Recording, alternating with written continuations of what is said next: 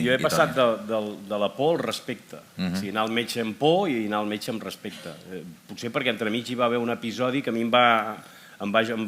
psicològicament em va condicionar molt, que és que un dia en una d'aquestes proves d'empresa de tota la història van mirar i van veure un petit quiste hepàtic que era de grassa.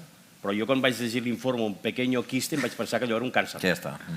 Llavors quan em van dir, home, no veus que és un quiste de grassa, vaig dir, no llegiràs mai més cap més informe, ni aniràs a Google, ni faràs res més, el que digui el metge. I aleshores diguem que tota aquesta tensió psicològica afegida, una de les coses que em va ensenyar el meu cas és a dir, fins que no parli l'autoritat jo no vull sentir ningú.